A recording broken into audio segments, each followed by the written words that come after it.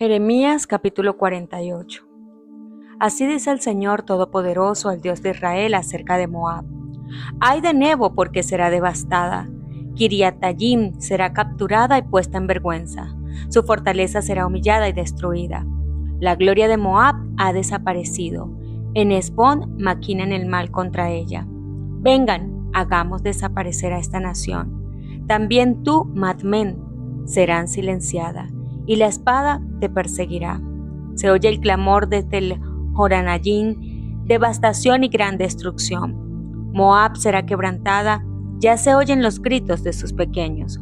Por la cuesta de Lui suben llorando sin cesar por la bajada de Joranim, y se oyen gritos de dolor por causa de la destrucción. Huyan, sálvense quien pueda, sean como las zarzas del desierto. Por cuanto confían en tus obras y en tus riquezas, también tú serás capturada.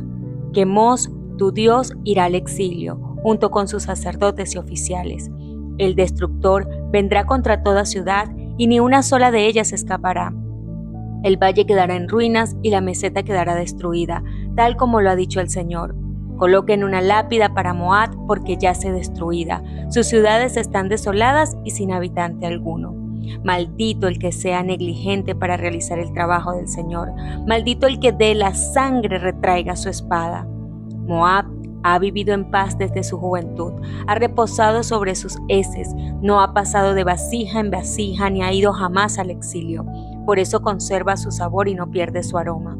Pero vienen días, afirma el Señor, en que enviaré gente que trasvasará a Moab y vaciará sus vasijas y romperá sus cántaros. Entonces Moab se avergonzará de Quemos, como el pueblo de Israel se avergonzó de Betel, santuario en el que había depositado su confianza. ¿Cómo se atreven a decir, somos guerreros, hombres valientes para la guerra? Moab será devastada y sus ciudades invadidas, afirma el Señor, cuyo nombre es el Señor Todopoderoso. Lo mejor de su juventud descenderá al matadero. La ruina de Moab se acerca, su calamidad es inminente. Lloren por él todos sus vecinos, los que saben de su fama. Digan cómo se ha quebrado el cedro tan poderoso e impotente. Tú que habitas en Dibón, desciende de tu lugar de honor y siéntate en el sequedal, porque el destructor de Moab te ataca y destruye tus fortificaciones. Tú que habitas en Aroer, párate a la vera del camino y observa. Pregunta a los que huyen, hombres y mujeres, ¿qué es lo que le ha sucedido? Moab está humillado, ha sido destrozado. Giman y clamen, anuncien por el río Arnón que Moab ha sido devastado. El juicio ha llegado hasta la meseta, contra Olom, Yaasa y Mefat, contra Dibón, Nebo y Bet, Diblayatayim, contra Kiriatyatayim, Bet-Gumul y Bet-Megom, contra Keriot y Bosra, contra las ciudades de Moab, cercanas y lejanas. El poder de Moab ha desaparecido, su fuerza está abatida, afirma el Señor. Emborrachen a Moab porque ha desafiado al Señor. Que se regodeen en su vómito y se conviertan en objeto de burla. ¿Acaso no te burlas de Israel y con tus palabras lo despreciabas como si hubieras sido sorprendido entre ladrones? Habitantes de Moab, abandonen las ciudades y vivan entre las rocas. Sean como las palomas que anidan al borde de los precipicios. Conocemos bien el orgullo de Moab, ese orgullo exagerado, tanta soberbia y tanto orgullo, tanta arrogancia y altivez. Yo conozco su insolencia, pero sus jactancias no logran nada, afirma el Señor.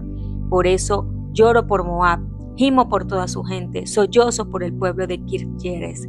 Lloro por ti, viña de Sibna, más que por Jazer.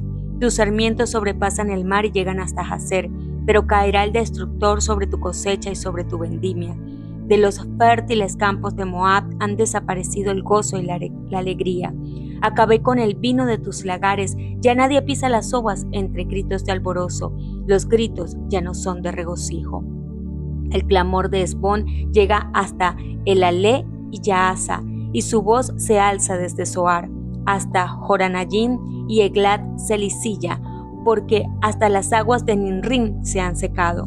Acabaré con la gente de Moab que ofrece sacrificios en altares paganos y quema incienso a sus dioses, afirma el Señor.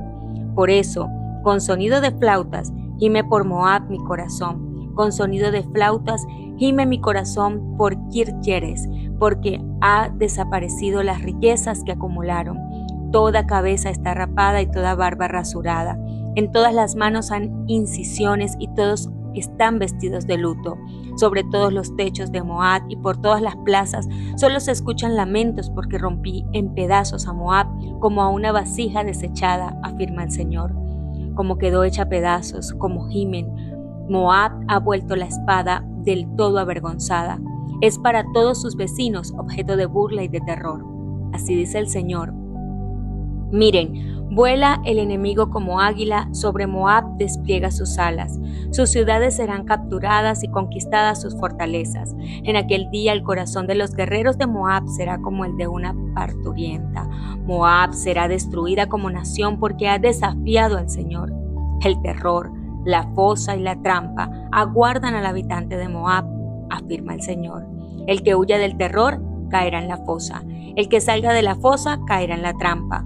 Porque yo hago venir sobre Moab el tiempo de su castigo, afirma el Señor. A la sombra de Hesbón se detienen exhaustos los fugitivos. De Hesbón sale un fuego, de la ciudad de Sihón una llama que consume las sienes de Moab y el cráneo de los arrogantes y revoltosos. ¡Ay de ti, Moab! El pueblo de Quemos está destruido. Tus hijos son llevados al exilio, tus hijas al cautiverio. Pero en los días venideros yo cambiaré la suerte de Moab, afirma el Señor. Aquí concluye el juicio contra Moab.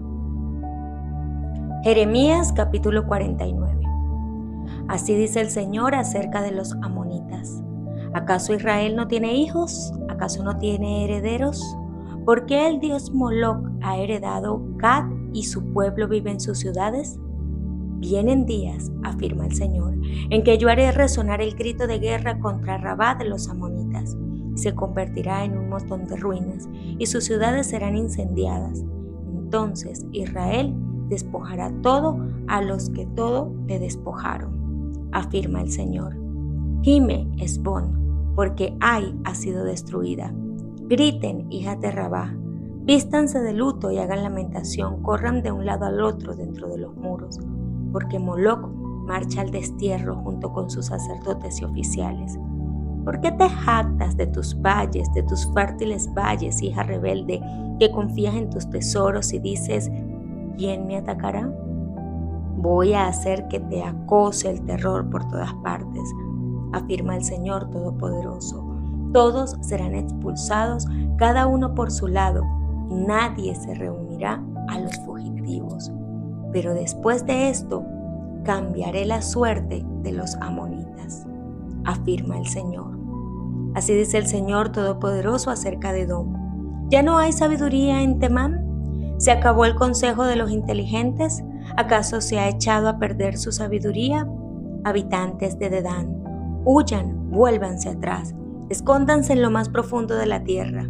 Yo provocaré un desastre sobre Esaú, pues le llegó la hora del castigo. Si los vendimiadores llegaran a ti, ¿no te dejarían algunos racimos? Si de noche te llegaran ladrones, ¿no se llevarían solo lo que pudieran? Pero yo despojaré por completo a Esaú, descubriré sus escondites y no podrá ocultarse. Sus hijos, parientes y vecinos serán destruidos y dejarán de existir. Abandona a tus huérfanos, que yo los protegeré la vida. Tus viudas pueden confiar en mí. Así dice el Señor. Los que no estaban condenados a beber la copa del castigo la bebieron. ¿Y acaso tú vas a quedarte sin castigo? De ninguna manera quedarás impune, sino que también beberás de esa copa. Juro por mí mismo, afirma el Señor, que Bosra se convertirá en objeto de maldición y en horror, oprobio y desolación. Para siempre quedarán en ruinas todas sus ciudades. He oído un mensaje del Señor, un heraldo lo anuncia entre las naciones. Reúnanse, ataquen a la ciudad, prepárense para la guerra. Te haré pequeño entre las naciones, menospreciado entre los hombres. Tú que habitas en las hendiduras de las rocas, tú que ocupas las alturas de los montes, fuiste engañado por el terror que infundías y por el orgullo de tu corazón. Aunque pongas tu nido tan alto como el del águila, desde allí te haré caer, afirma el Señor. Tan espantosa será la caída de Edom, que todo el que pase junto a la ciudad quedará pasmado al ver todas sus heridas. Será como en la destrucción de Sodoma y Gomorra y de sus ciudades vecinas. Nadie volverá a vivir allí, ni la habitará ningún ser humano, afirma el Señor. Como león que sale de los matorrales del Jordán, hacia praderas de verdes pastos, en un instante espantaré de su tierra a los de Edom, y sobre ellos nombraré a mi elegido. Porque, ¿quién como yo? ¿Quién me puede desafiar? ¿Qué pastor se me puede oponer? Por eso, escuchen el plan que el Señor ha diseñado contra Edom. Escuchen lo que tiene proyectado contra los habitantes de Temán. Serán arrastrados los más pequeños del rebaño por causa de ellos. Sus praderas quedarán asoladas. Tiembla la tierra por el estruendo de su caída, hasta el mar rojo resuenan sus gritos. Remonta, vuelve el enemigo, se desliza como un águila. Extiende sus alas sobre Bosra. En aquel día se angustiarán los valientes de Edom, como se angustia una mujer de parto. Mensaje acerca de Damasco. Hamad y Arfat están desconcertadas, pues ya saben de la mala noticia. Naufragan en el mar de la angustia y no pueden calmarse. Damasco desfallece, trató de huir, pero la dominó el pánico. Se halla presa de la angustia y el dolor como si estuviera de parto. ¿Por qué no ha sido abandonada la ciudad famosa, la que era mi delicia? En aquel día sus jóvenes quedarán tendidos en las calles, perecerán todos sus soldados, afirma el Señor Todopoderoso. Prenderé fuego al muro de Damasco y los palacios de Ben-Hadad serán consumidos. Así dice el Señor acerca de Cedar y de los reinos de Hazor que fueron atacados por Nabucodonosor, rey de Babilonia. Vamos, ataquen a Cedar, destruyan a esa gente del oriente. Sus carpas y rebaños les serán arrebatados. Se llevarán sus toldos, bienes y camellos. La gente les gritará. Cunde el terror por todas partes. Huyan, habitantes de Hazor. Escapen ya, escóndanse en lo más profundo de la tierra, afirma el Señor. Nabucodonosor, rey de Babilonia, maquina planes contra ustedes. Contra ustedes ha diseñado un plan. Vamos, ataquen a esa nación indolente que vive del todo confiada, nación que no tiene puertas ni cerrojos, que vive muy aislada, afirma el Señor. Sus camellos serán el botín y sus numerosos ganados el despojo. Dispersaré a los cuatro vientos a los que se rapan las sienes, de todas partes las traeré su ruina, afirma el Señor. Hazor se convertirá en una guarida de chacales, en un lugar desolado para siempre. Ningún ser humano vivirá allí, nadie habitará en ese lugar. La palabra del Señor acerca de Elam vino al profeta Jeremías al comienzo del reinado de Sedequías, rey de Judá. Así dice el Señor Todopoderoso: voy a quebrar el arco de Elam, voy a acabar con lo mejor de su poderío, voy a desatar contra Elam los cuatro vientos, desde los cuatro confines de la tierra, los voy a esparcir por los cuatro vientos, y no quedará nación alguna a donde no lleguen sus desterrados. Aterraré a Elam frente a sus enemigos, frente a los que atentan contra su vida. Desataré mi ardiente ira y traeré sobre ellos calamidad, afirma el Señor. Haré que la espada los persiga hasta que los haya exterminado. Estableceré mi trono en Elam y destruiré a su rey y a sus oficiales, afirma el Señor. Pero en los días venideros cambiaré la suerte de Elam, afirma el Señor. Jeremías capítulo 50. La palabra del Señor acerca de los babilonios y de su país vino al profeta Jeremías. Anuncien y proclamen entre las naciones. Proclámenlo, levanten un estandarte. No oculten nada, sino digan: Babilonia será conquistada. Bel quedará en vergüenza. Marduk quedará aterrado. Sus imágenes quedan humilladas y aterrados sus ídolos, porque la ataca una nación del norte que dejará desolada su tierra. Hombres y animales saldrán huyendo y no habrá nadie que la habite. En aquellos días, en aquel tiempo, la gente de Israel y de Judá irá llorando en busca del Señor su Dios, afirma el Señor. Preguntarán por el camino de Sión y hacia allá se encaminarán. Vendrán y se aferrarán al Señor en un pacto eterno que ya no olvidarán. Mi pueblo ha sido como un rebaño perdido. Sus pastores lo han descarriado, lo han hecho vagar por las montañas. Ha ido de colina en colina y se ha olvidado de su redil. Todos los que lo encuentran lo devoran. No somos culpables, decían sus enemigos, porque ellos pecaron contra el Señor. Él es morada de justicia, esperanza de sus antepasados. Huyan de Babilonia, abandonen ese país. Sean como los machos cabríos que guían a las ovejas, porque yo movilizo contra Babilonia una alianza de grandes naciones del norte. Se alistarán contra ella y desde el norte será conquistada. Sus flechas son como expertos guerreros que no vuelven con las manos vacías. Babilonia será saqueada y todos sus saqueadores se saciarán, afirma el Señor. Ustedes que saquean mi heredad, alégrense y regocíjense, salten como terneros en la pradera, relinchen como sementales. Pero la patria de ustedes quedará humillada, la que les dio la vida quedará en vergüenza. Será la última de las naciones, se convertirá en sequedal, desierto y estepa. Por el enojo del Señor no será habitada, sino que quedará en desolación. Todo el que pase por Babilonia quedará pasmado al ver todas sus heridas. Tomen posiciones alrededor de Babilonia todos los que tensan el arco. Dispárenle, no escatimen flechas porque ha pecado contra el Señor. Griten en torno de ella, Babilonia se rinde. Cayeron sus torres, se derrumbaron sus muros. Esta es la venganza del Señor. Vénganse de ella. Páguenle con la misma moneda. Exterminen al que siembra en Babilonia y al que maneja la hoz en la cosecha. Ante la espada del opresor, cada uno retorna a su pueblo, cada cual huye a su país. Israel es como un rebaño descarriado, acosado por los leones.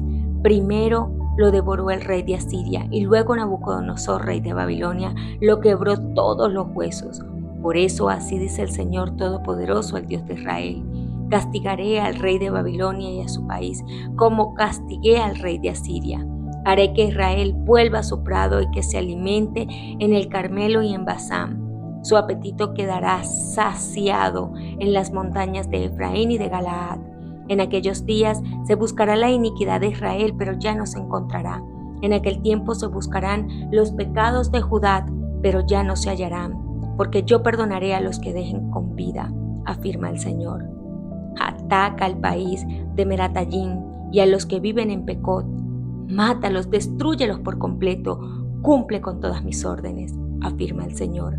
En el país hay estruendo de guerra y de impresionante destrucción. Como ha sido quebrado y derribado el martillo de toda la tierra, Babilonia ha quedado desolada en medio de las naciones. Te tendí una trampa y en ella caíste antes de que te dieras cuenta. Fuiste sorprendida y apresada porque te opusiste al Señor. El Señor ha abierto su arsenal y ha sacado las armas de su ira. El Señor omnipotente, el Todopoderoso, tiene una tarea que cumplir en el país de los babilonios. Atáquenla desde los confines de la tierra. Abran sus graneros, amontónenla como a las gavillas. Destrúyenla por completo, que no quede nada de ella. Maten a todos los novillos, llévenlos al matadero. Ay de ellos, pues les ha llegado el día de su castigo. Se oye la voz de los afligidos, de los que escaparon de Babilonia. Vienen a anunciar en Sión la venganza del Señor nuestro Dios, la venganza por su pueblo. Recluten contra Babilonia a los arqueros, a todos los que tensan el arco, acampen a su alrededor y que no escape ninguno. Retribúyanle según sus obras, páguenle con la misma moneda, porque ella ha desafiado al Señor, al Santo de Israel. Por eso en aquel día caerán sus jóvenes en las calles y perecerán todos sus soldados, afirma el Señor. Estoy contra ti, nación arrogante, afirma el Señor Todopoderoso. Al fin ha llegado el día y el día de tu castigo. El arrogante tropezará y caerá, y no habrá quien lo ayude a levantarse. Prenderé fuego a todas tus ciudades, fuego que consumirá cuanto le rodea. Así dice el Señor Todopoderoso: Israel y Judá son pueblos oprimidos, sus enemigos los tienen apresados, no los dejan en libertad. Pero su Redentor es fuerte, su nombre es el Señor Todopoderoso. Con vigor defenderá su causa, traerá la paz a la tierra, pero a Babilonia el terror. Muerte a los babilonios, muerte a sus jefes y sabios, afirma el Señor. Muerte a sus falsos profetas que pierdan la razón, muerte a sus guerreros que quedan aterrorizados, muerte a sus caballos y carros, muerte a todos sus mercenarios, que se vuelvan como mujeres, muerte a sus tesoros que sean saqueados, muerte a sus aguas que queden secas, porque Babilonia es un país de ídolos terribles que provocan la locura. Por eso las fieras del desierto vivirán allí con las hienas, también los avestruces harán allí su morada. Nunca más volverá a ser habitada, quedará despoblada para siempre. Será como cuando Dios destruyó a Sodoma y a Gomorra y a sus ciudades vecinas. Allí nadie volverá a vivir, ni la habitará ningún ser humano, afirma el Señor. Del norte viene un ejército, desde los confines de la tierra se prepara una gran nación y muchos reyes. Vienen armados con arcos y lanzas, son crueles y desalmados, vienen montados a caballos, su estruendo es como el bramido del mar.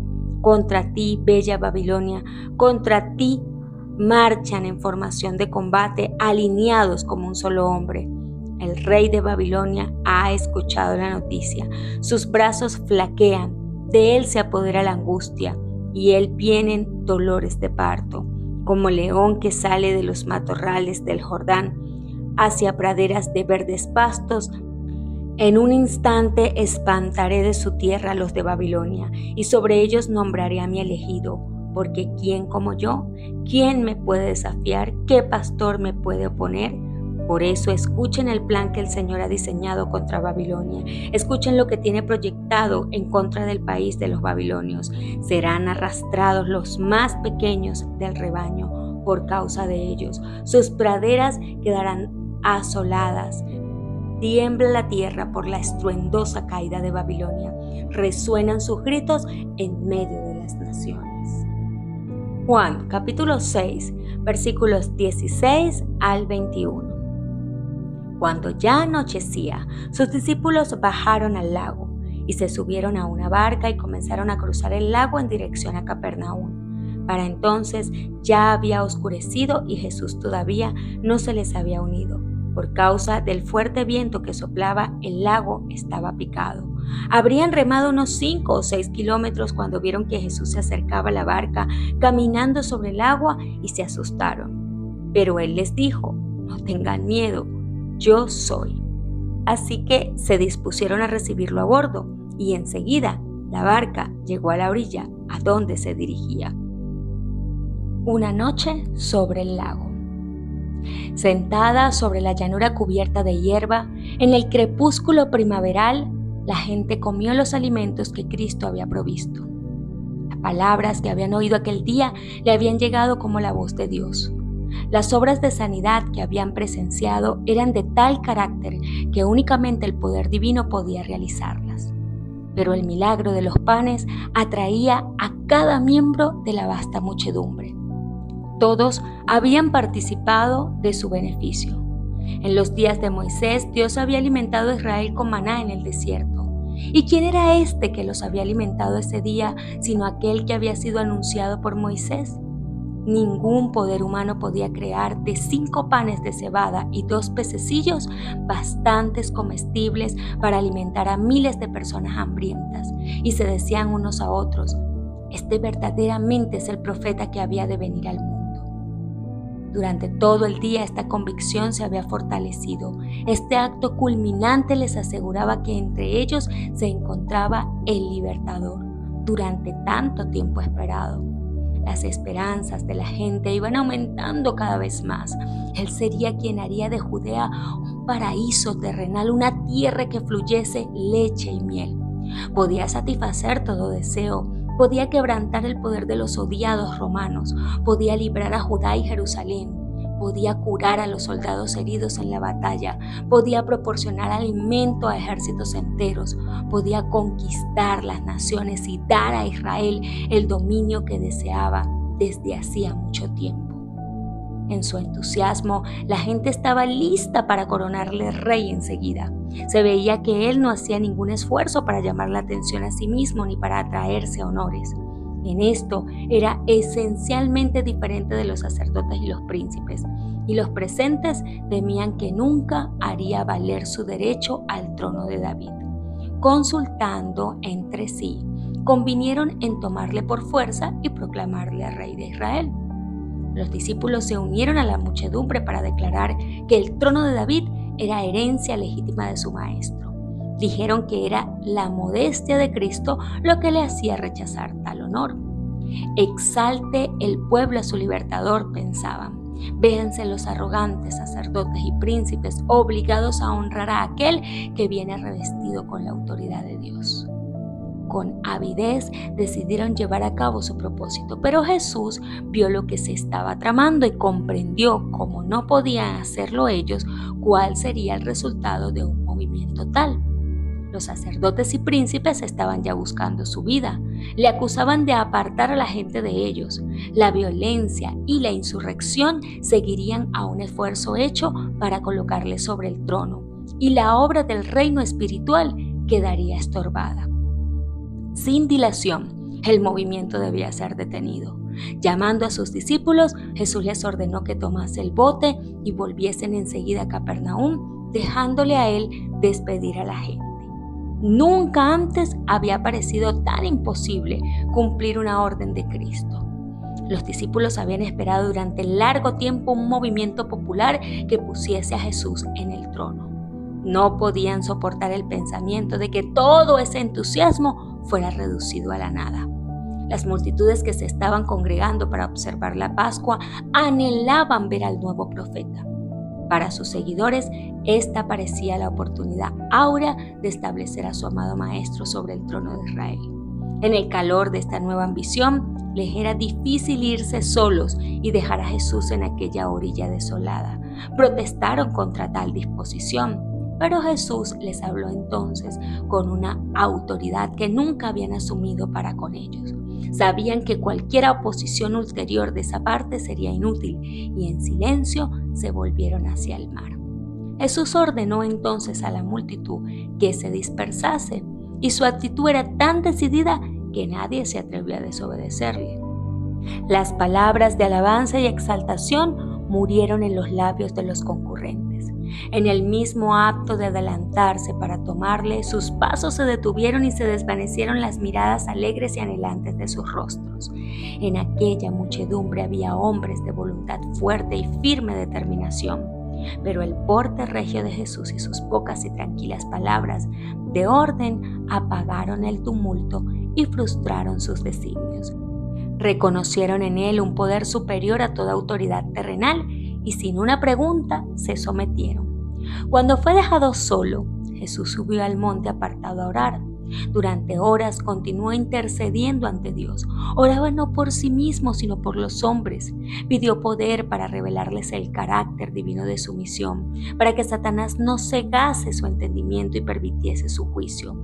El Salvador sabía que sus días de ministerio personal en la tierra estaban casi terminados y que pocos le recibirían como su Redentor. Con el alma trabajada y afligida, oró por sus discípulos. Ellos habían de ser intensamente probados. Las esperanzas que por mucho tiempo acariciaran, basadas en un engaño popular, habrían de frustrarse de la manera más dolorosa y humillante. En lugar de su exaltación al trono de David, habían de presenciar su crucifixión. Tal había de ser, por cierto, su verdadera coronación. Pero ellos no lo discernían y en consecuencia les sobrevendrían fuertes tentaciones que les harían difícil reconocer como tales. Sin el Espíritu Santo para iluminar la mente y ampliar la comprensión, la fe de los discípulos faltaría. Le dolía a Jesús que el concepto que ellos tenían de su reino fuera tan limitado al engrandecimiento y los honores mundanales. Pesaba sobre su corazón la preocupación que sentía por ellos y derramaba sus súplicas con amargura, agonía y lágrimas. Los discípulos no habían abandonado inmediatamente la tierra según Jesús les había indicado. Aguardaron un tiempo esperando que Él viniese con ellos, pero al ver que las tinieblas los rodeaban prestamente, entrando en un barco, venían de la otra parte de la mar hacia Capernaum. Habían dejado a Jesús descontentos en su corazón, más impacientes con Él que nunca antes desde que le reconocieran como su Señor. Murmuraban porque no les había permitido proclamarle rey. Se culpaban por haber cedido con tanta facilidad a su orden. Razonaban que si hubiesen sido más persistentes, podrían haber logrado su propósito. La incredulidad estaba posesionándose de su mente y corazón, El amor a los honores los cegaba. Ellos sabían que Jesús era odiado de los fariseos y anhelaban verle exaltado como les parecía que debían serlo. Al estar unidos con un maestro que podía realizar grandes milagros y sin embargo ser vilipendiados como engañadores era una prueba difícil de soportar. ¿Habían de ser tenidos siempre por discípulos de un falso profeta? ¿No habrían nunca de asumir Cristo su autoridad como rey? ¿Por qué no se revelaba en su verdadero carácter el que poseía tal poder y así hacía su senda menos dolorosa? ¿Por qué no había salvado a Juan el Bautista de una muerte violenta? Así razonaban los discípulos hasta que atrajeron sobre sí grandes tinieblas espirituales. Se preguntaban, ¿podía ser Jesús un impostor, según aseveraban los fariseos? Ese día, los discípulos habían presenciado las maravillosas obras de Cristo. Parecía que el cielo había bajado a la tierra. El recuerdo de aquel día precioso y glorioso debiera haberlos llenado de fe y esperanza. Si de la abundancia de su corazón hubiese estado conversando respecto a estas cosas, no habrían entrado en tentación. Pero su desilusión absorbía sus pensamientos. Habían olvidado las palabras de Cristo: recoged los pedazos que han quedado, porque no se pierda nada. Aquellas habían sido horas de gran bendición para los discípulos, pero las habían olvidado. Estaban en medio de aguas agitadas, sus pensamientos eran tumultuosos e irrazonables, y el Señor les dio entonces otra cosa para afligir sus almas y ocupar sus mentes. Dios hace con frecuencia esto cuando los hombres se crean cargas y dificultades. Los discípulos no necesitaban hacerse dificultades. El peligro se estaba acercando rápidamente. Una violenta tempestad estaba por sobrecogerles y ellos no estaban preparados para ella. Fue un contraste repentino, porque el día había sido perfecto, y cuando el huracán los alcanzó, sintieron miedo, olvidaron su desafecto, su incredulidad, su impaciencia. Cada uno se puso a trabajar para impedir que el barco se hundiese. Por el mar, era corta la distancia que separaba a Betsaida del punto a donde esperaban encontrarse con Jesús, y en tiempo ordinario el viaje requería tan solo unas horas, pero ahora eran alejados cada vez más del punto que buscaban. Hasta la cuarta vela de la noche lucharon con los remos. Entonces los hombres cansados se dieron por perdidos. En la tempestad y las tinieblas, el mar les había enseñado cuán desamparados estaban y anhelaban la presencia de su maestro. Jesús no los había olvidado. El que velaba en la orilla vio a aquellos hombres que llenos de temor luchaban con la tempestad. Ni por un momento perdió de vista a sus discípulos. Con la más profunda solicitud, sus ojos siguieron el barco agitado por la tormenta con su preciosa carga, porque estos hombres habían de ser luz del mundo. Como una madre vigila con tierno amor a su hijo, el compasivo maestro vigilaba a sus discípulos. Cuando sus corazones estuvieron subyugados, apagada su ambición profana, y en humildad oraron pidiendo ayuda, les fue concedida. En el momento en que ellos se creyeron perdidos, un rayo de luz reveló una figura misteriosa que se acercaba a ellos sobre el agua, pero no sabían que era Jesús. Tuvieron por enemigo al que venía en su ayuda. El terror se apoderó de ellos. Las manos que habían asido los remos con músculos de hierro los soltaron. El barco se mecía al impulso de las olas. Todos los ojos estaban fijos en esa visión de un hombre que andaba sobre las espumosas olas de un mar agitado. Ellos pensaban que era un fantasma que presagiaba su destrucción y gritaron atemorizados. Jesús siguió avanzando como si quisiese pasar más allá de donde estaban ellos, pero le reconocieron y clamaron a él pidiéndole ayuda. Su amado maestro se volvió entonces y su voz aquietó su temor. Alentaos, yo soy, no temáis. Tan pronto como pudieron creer el hecho prodigioso, Pedro se sintió casi fuera de sí de gozo. Como si apenas pudiese creer, exclamó: Señor, si tú eres, manda que yo vaya a ti sobre las aguas. Y él le dijo: ven. Mirando a Jesús, Pedro andaba con seguridad, pero cuando con satisfacción propia miró hacia atrás a sus compañeros que estaban en el barco, sus ojos se apartaron del Salvador. El viento era borrascoso, las olas se elevaban a gran altura directamente entre él y el maestro. Y Pedro sintió miedo. Durante un instante, Cristo quedó oculto de su vista y su fe le abandonó. Empezó a hundirse, pero mientras las ondas hablaban con la muerte, Pedro elevó sus ojos a las airadas aguas y fijándolos en Jesús exclamó: Señor, sálvame. Inmediatamente Jesús asió la mano extendida, diciéndole: Oh hombre de poca fe, ¿por qué dudaste? Andando lado a lado y teniendo Pedro su mano en la de su maestro, entraron juntos en el barco. Pero Pedro estaba ahora subyugado y callado. No tenía motivos para alabarse más que sus compañeros, porque por la incredulidad y el ensalzamiento propio casi había perdido la vida. Cuando apartó sus ojos de Jesús, perdió pie y se hundía en medio de las ondas. Cuando la dificultad nos sobreviene, ¿con cuánta frecuencia somos como Pedro? Miramos las olas en vez de mantener nuestros ojos fijos en el Salvador. Nuestros pies resbalan y las orgullosas aguas sumergen nuestras almas. Jesús no le había pedido a Pedro que fuera a él para perecer. Él no nos invita a seguirle para luego abandonarnos. No temas, dice, porque yo te redimí, te puse nombre, mío eres tú. Cuando pasares por las aguas, yo seré contigo, y por los ríos no te anegarán. Cuando pasares por el fuego, no te quemarás, ni la llama arderá en ti, porque yo, Jehová tu Dios, el Santo de Israel, soy tu Salvador. Jesús leía el carácter de sus discípulos, sabían cuán intensamente había de ser probada su fe. En este incidente sobre el mar, deseaba revelar a Pedro su propia debilidad para mostrarle que su seguridad estaba en depender constantemente del poder divino. En medio de las tormentas de la tentación, podía andar seguramente tan solo si, desconfiando totalmente de sí mismo, fiaba en el Salvador. En el punto en que Pedro se creía fuerte, era donde era débil, y hasta qué punto discernir su debilidad no pudo darse cuenta de cuánto necesitaba depender de Cristo. Si él hubiese aprendido la lección que Jesús trataba de enseñarle en aquel incidente sobre el mar, no habría fracasado cuando le vino la gran prueba. Día tras día, Dios instruye a sus hijos. Por las circunstancias de la vida diaria, los está preparando para desempeñar su parte en aquel escenario más amplio que su providencia le ha designado. Es el resultado de la prueba diaria lo que determina su victoria o su derrota en la gran crisis de la vida.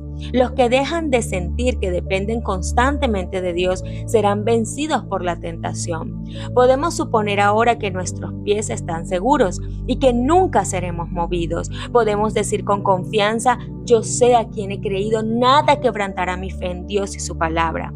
Pero Satanás está proyectando aprovecharse de nuestras características heredadas y cultivadas y cegar nuestros ojos acerca de nuestras propias necesidades y defectos. Únicamente comprendiendo nuestra propia debilidad y mirando fijamente a Jesús, podemos estar seguros. Apenas hubo tomado Jesús su lugar en el barco cuando el viento cesó. Y luego el barco llegó a la tierra donde iban. La noche de horror fue sucedida por la luz del alba. Los discípulos y otros que estaban a bordo se postraron a los pies de Jesús con corazones agradecidos, diciendo: verdaderamente eres Hijo de Dios.